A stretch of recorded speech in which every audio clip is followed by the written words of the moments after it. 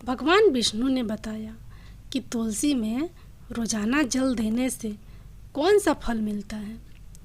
एक समय की बात है, माता लक्ष्मी ने भगवान विष्णु से पूछा, हे नाथ, आप तो तीनों लोकों के स्वामी हैं, आपकी तीनों लोकों में पूजा होती है, सभी आपकी कृपा पाने के लिए उत्सुक रहते हैं, फिर भी आप इस तुलसी के पौधे की पूजा क्यों करते हैं, इसे रोजाना जल क्यों चढ़ाते हैं।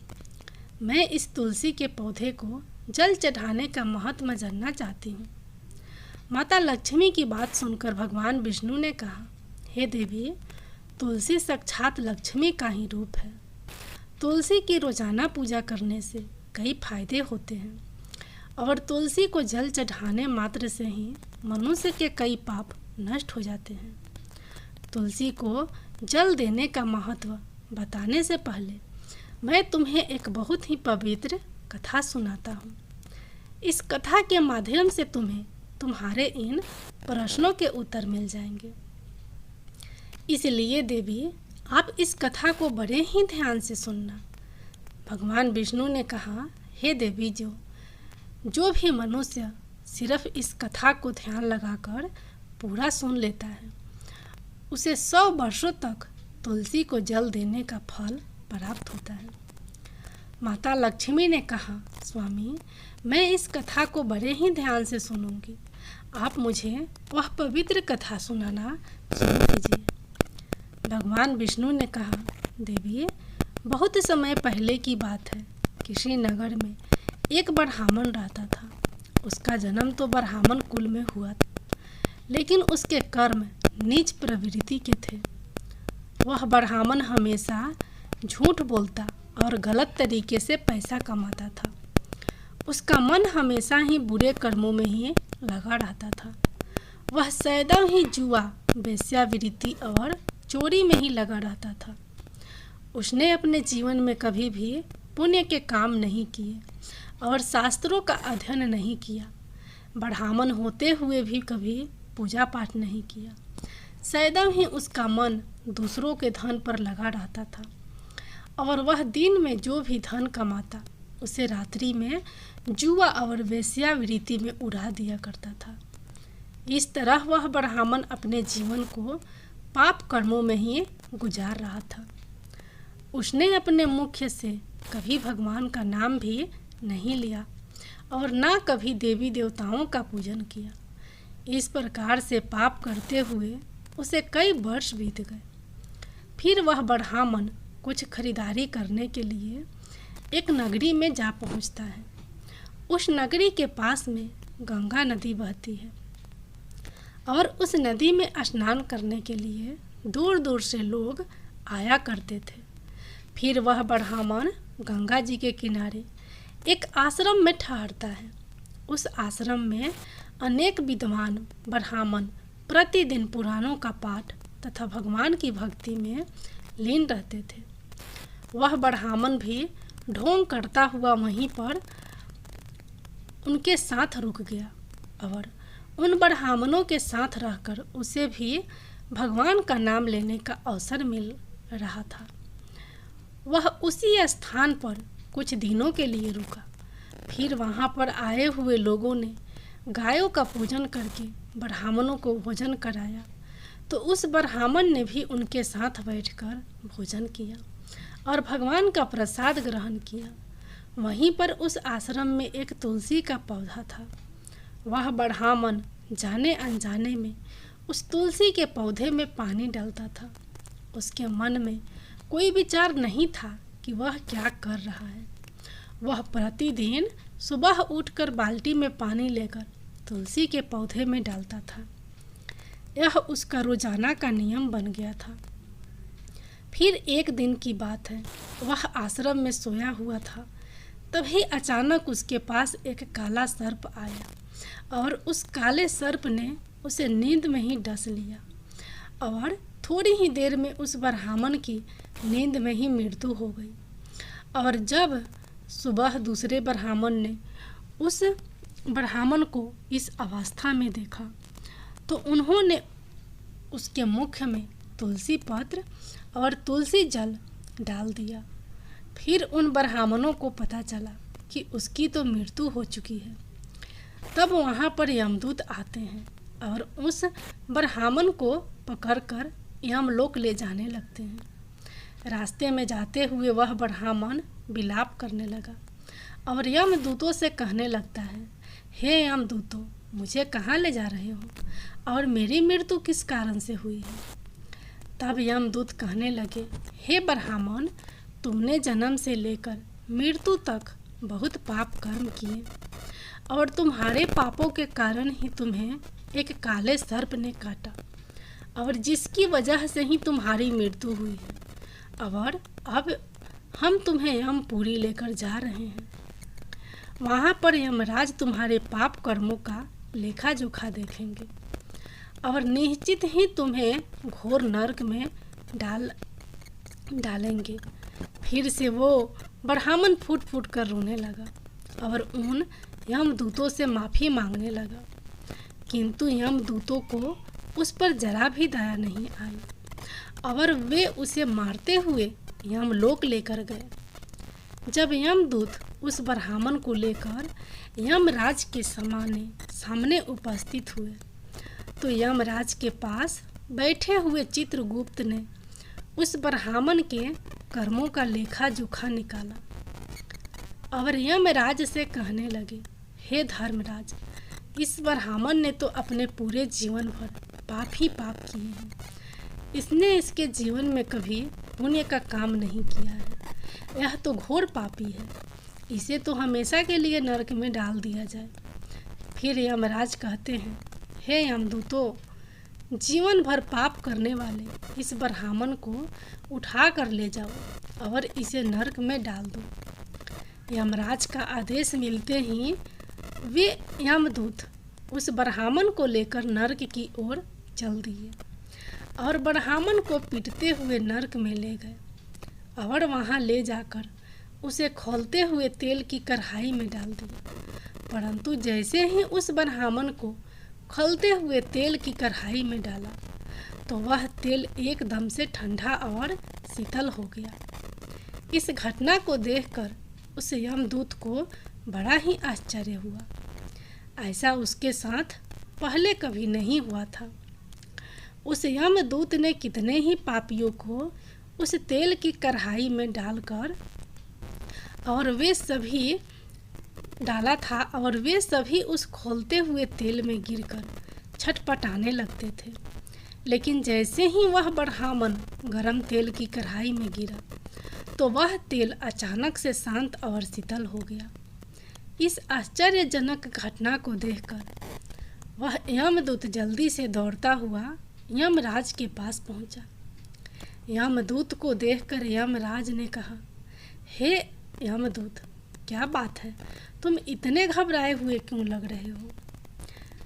फिर वह यमदूत कहता है, हे धर्मराज, आपने जिस ब्राह्मण को नरक में डालने के लिए कहा था, मैंने जैसे ही उसे खोलते हुए तेल की कढ़ाई में डाला तो उस भट्ठी की अग्नि बुझ गई और वह खोलता हुआ तेल भी बिल्कुल ठंडा हो गया।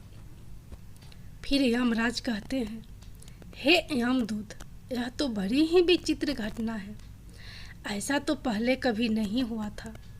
यमराज विचार कर ही रहे थे कि तभी वहाँ पर नारद मुनि प्रकट होते हैं।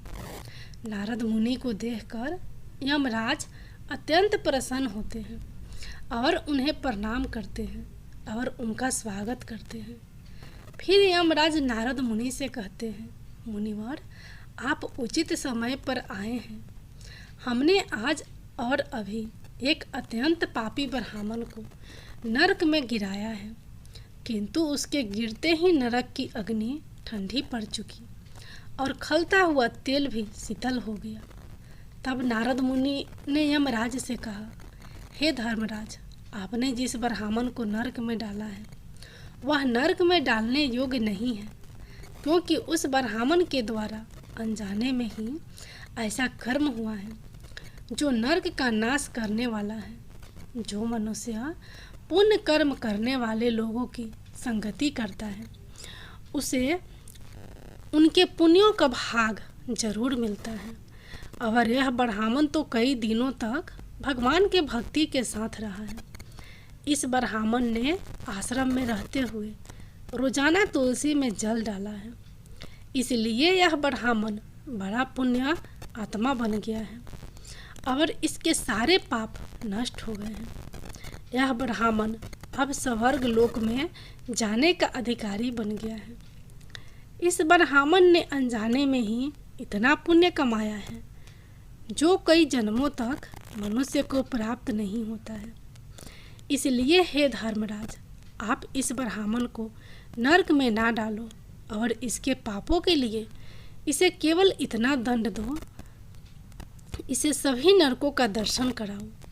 नारद मुनि की ये बात सुनकर यमराज बहुत ही खुश होते हैं और उस ब्राह्मण को नरक से निकाल कर लाते हैं और अपने यमदूतों से कहते हैं, हे यमदूतों, इस ब्राह्मण को ले जाओ और संपूर्ण नरकों का दर्शन कराओ।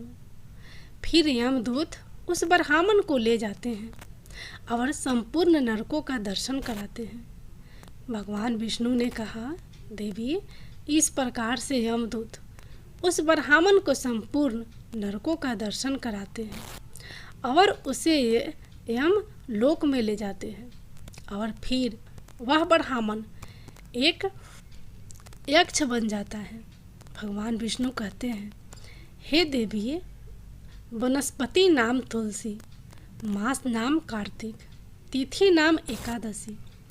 देवी, वनस्पतियों में मुझे तुलसी प्रिय है, मास में कार्तिक मास और तिथि में एकादशी प्रिय है। इसलिए जो मनुष्य रोजाना तुलसी की पूजा पाठ करता है और तुलसी को जल देता है, वो मनुष्य मुझे सबसे अधिक प्रिय है। उस मनुष्य की कभी भी दुर्गति नहीं होती है और वह मनुष्य कभी नरक में नहीं गिरता है। जिन घरों में तुलसी का पौधा सदा ही हरा भरा रहता है, उस घर में सुख शांति और समृद्धि बनी रहती है। भगवान विष्णु कहते हैं, देवी, मेरी पूजा में और मुझे चढ़ाए जाने वाले भोग में तुलसी के पत्र अवश्य होने चाहिए, क्योंकि तुलसी पत्र के बिना मैं किसी भी प्रकार का भोग स्वीकार नहीं करता हूँ। इसलिए प्रत्येक घर में तुलसी का पौधा अवश्य होना चाहिए। अगर आपके घर में तुलसी का पौधा है तो सुख शांति और समृद्धि के लिए तुलसी को चुनरी अवश्य चढ़ानी चाहिए और हमेशा ध्यान रखें कि तुलसी का पौधा चुनरी के बिना अधूरा होता है। तुलसी केवल एक पौधा ही नहीं, बल्कि वह एक देवी है, मेरी अर्थात विष्णु की पत्नी है। इसलिए तुलसी के चुनरी अवश्य ही चढ़ानी चाहिए। इससे पति पत्नी में प्रेम और विश्वास बढ़ता है। पति पत्नी का दाम्पत्य जीवन खुशहाल बना रहता है। घर में रहने वाली महिलाएं सदा सुहागिन और सौभाग्यशाली रहती है। तुलसी का विवाह भी अवश्य कराना चाहिए। इससे मनुष्य के सभी दुखों का अंत होता है और सांसारिक जीवन सुखियम बीतता है। भगवान विष्णु कहते हैं, हे देवी, तुलसी के पौधे के पास अपने मुख से अपशब्द नहीं बोलना चाहिए। तुलसी के नज़दीक भूल से भी जूते चप्पल अथवा झाड़ू पोछा नहीं रखना चाहिए, इसे पाप माना गया है। तुलसी के पौधे के पास जल से भरा हुआ बर्तन भी नहीं रखना चाहिए। तुलसी के पौधे के पास दीपक जलाने के बाद दीपक को वहाँ से हटा देना चाहिए, क्योंकि तुलसी के नीचे बुझा हुआ दीपक रखना अशुभ माना जाता है। जिस स्थान पर भी तुलसी का पौधा होता है, उस स्थान को हमेशा ही साफ स्वच्छ रखना चाहिए। इसलिए नियमित रूप से तुलसी के पौधों के पास साफ सफाई का ध्यान रखना चाहिए। तुलसी के पौधों में शिवलिंग और गणेश जी की प्रतिमा नहीं रखनी चाहिए। साथ ही तुलसी के गमले में अन्य किसी भी प्रकार का पौधा भी लगाना अशुभ होता है। तुलसी के पौधे के पास कपड़े भी नहीं सुखाने चाहिए, अन्यथा कपड़ों का गंदा पानी तुलसी के पौधे पर गिर सकता है। और हमेशा ध्यान रखना चाहिए, कि तुलसी के पत्र को नाखून से नहीं तोड़ना चाहिए। इससे तुलसी का अपमान होता है। यदि तुलसी के पत्ते सूख कर गिर जाते हैं तो उन्हें कचरे में नहीं फेंकना चाहिए, क्योंकि वे पत्ते पैरों के नीचे आते हैं, जो अच्छा नहीं होता है। उन पत्तों को आप तुलसी की मिट्टी में ही दबा दें। और रविवार के दिन तुलसी के पत्ते नहीं तोड़ने चाहिए, और रविवार को तुलसी को जल भी नहीं चढ़ाना चाहिए। बाकी सभी दिन तुलसी को सुबह स्नान से निवृत्त होकर जल देना चाहिए, और शाम के समय एक दीपक अवश्य जलाना चाहिए। भगवान विष्णु कहते हैं, हे देवी, अक्सर महिलाएं स्नान के बाद अपने बाल खुले रख कर ही तुलसी को जल देती हैं। ऐसा करना गलत होता है। महिलाओं को हमेशा ही अपने बाल बांधकर माथे पर सिंदूर लगाकर ही तुलसी में जल देना चाहिए। इससे तुलसी का आशीर्वाद प्राप्त होता है।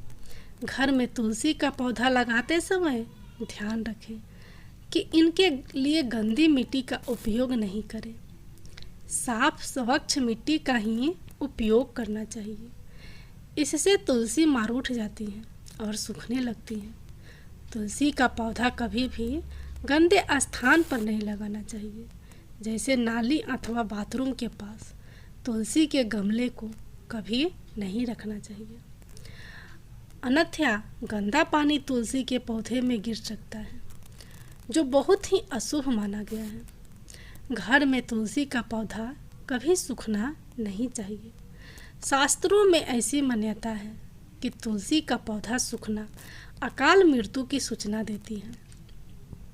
घर में तुलसी का पौधा सूख जाए तो घर की सुख समृद्धि खत्म हो जाती है। सूखी हुई तुलसी में माँ लक्ष्मी का वास नहीं होता है। भगवान विष्णु कहते हैं, शास्त्रों के अनुसार मासिक धर्म के दौरान महिलाओं को तुलसी के पौधे में पानी नहीं डालना चाहिए, और तुलसी को स्पर्श करना भी वर्जित है। तुलसी को बिना स्नान किए जल नहीं देना चाहिए, और पैरों में चप्पल आदि पहनकर भी तुलसी को जल नहीं देना चाहिए। तुलसी को जल देते समय ध्यान रखें कि वह जल आपके पैरों पर ना पड़े। इससे तुलसी का अपमान होता है। भगवान विष्णु कहते हैं, नित्य तुलसी के दर्शन से मनुष्य को स्वर्ग की प्राप्ति होती है, और तुलसी पत्र के सेवन से उसके सभी पाप नष्ट हो जाते हैं। तुलसी का पौधा हमेशा घर के सामने लगाना चाहिए। इसे पूर्व अथवा उत्तर दिशा में लगाना सबसे अधिक शुभ होता है। तुलसी के पास मरुस्थलीय पौधे रखना बहुत ही अशुभ माना जाता है। ऐसे पौधों से नकारात्मक ऊर्जा निकलती है। शास्त्रों में कहा गया है, जिन पौधों से हरी भरी कलियों की उत्पत्ति ना हो, उसके स्थान पर कांटे निकलते हो, तो ऐसे पौधों को तुलसी के पास कभी नहीं रखना चाहिए। शास्त्रों में केले के पौधे का विशेष महत्व बताया गया है। अगर तुलसी के पास केले का पौधा लगा देते हैं तो कई गुना अधिक लाभ प्राप्त होते हैं। केले के पौधे में देवी स्वयं वास होता है। इसे तुलसी के पास लगाने से घर में सुख समृद्धि आती है। तुलसी के पौधे में शालिग्राम भी अवश्य रखना चाहिए। तुलसी के गमले में शालिग्राम रखने से तुलसी का और भी अधिक शुभ प्रभाव आपको देखने को मिलेगा। शालिग्राम मेरा ही निराकार रूप है। यह काले रंग का पत्थर होता है, जिसे विलक्षण और मूल्यवान माना गया है। इसे अगर तुलसी के गमले में रखेंगे तो आपके घर से संपूर्ण नकारात्मक ऊर्जा नष्ट हो जाएंगी। घर में केवल एक ही शालिग्राम की पूजा करनी चाहिए। भगवान विष्णु कहते हैं, देवी, मेरा मूर्ति से कई ज़्यादा उत्तम होता है शालिग्राम की पूजा करना। शालिग्राम को चंदन लगाकर उस पर एक तुलसी पत्र रखना चाहिए। प्रतिदिन शालिग्राम को पंचामृत से स्नान कराना चाहिए। ऐसा करने से मनुष्य के सभी जन्मों के पाप नष्ट होते हैं। शालिग्राम सकारात्मक और सात्विकता का प्रतीक होता है। इस प्रकार भगवान विष्णु ने माता लक्ष्मी को तुलसी के पौधे को जल देने का महत्व बताया और घर में तुलसी का पौधा लगाने के सभी नियम बताए। तुलसी माता की जय, भगवान विष्णु की जय।